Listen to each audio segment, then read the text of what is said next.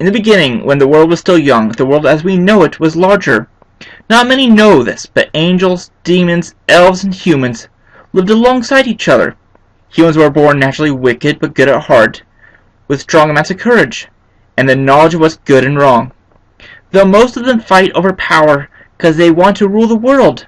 They want to be kings of kings and lords of lords. Angels govern the world by giving lawful and good rules. They assist the humans whenever they stray. Humans stray quite often, as you should know, so the term guardian angel came to be.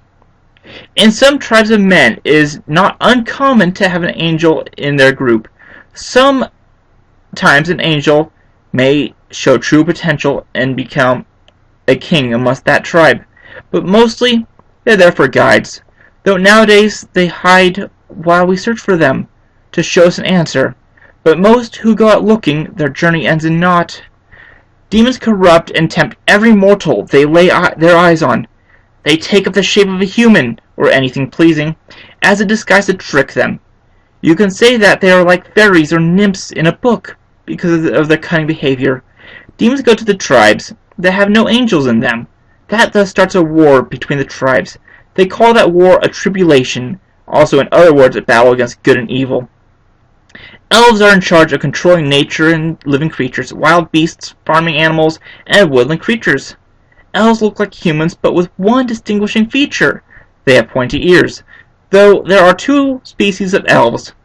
They're the small and almost look like fairy kind to us commoners, and then there are the humanoid ones.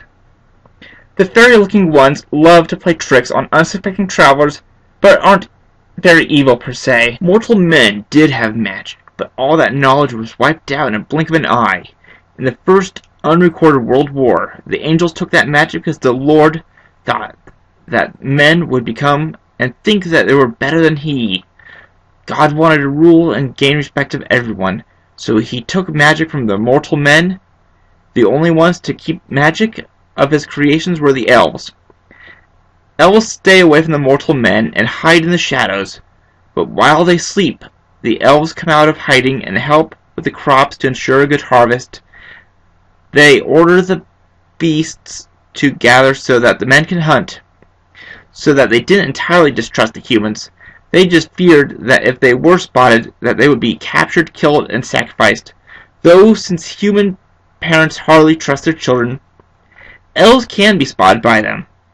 The elven elders became known as wizards. They cut off the points of their ears to have a more rounded look to them, so that mere mortals wouldn't know the difference between them and wizards. That war that took place split the world in half, dividing everything in that war as the various tribes that had angels banded together to fight the tribes that had demons.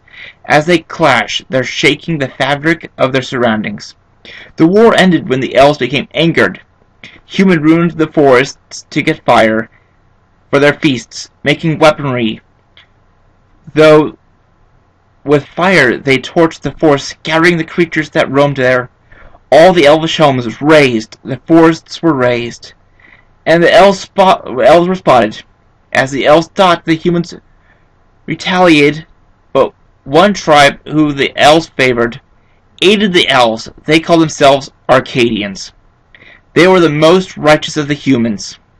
The Arcadians mostly had a band of angels, and their leader was a most worthy pick. Her name was Aisling.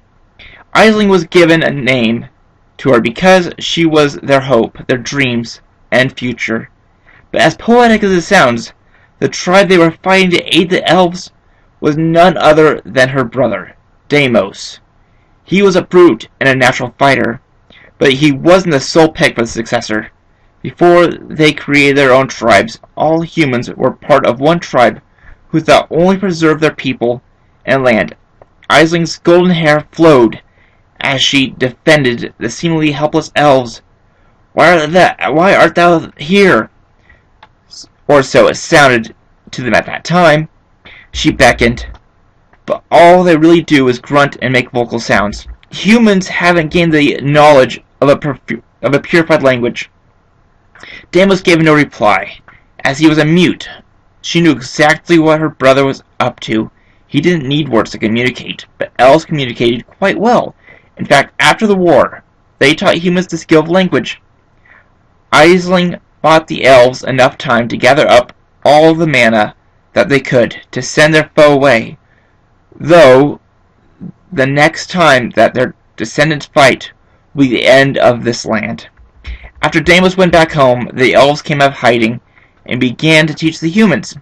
The Lord said to them that their time is nearly up, but that doesn't mean that they'd perish, but be excommunicated from the humans. He made an island that they could live in, but some chose not to live on that island, and if they have an important task, they can leave. The island's name was Aureus, the Isle of Origin, as it was called.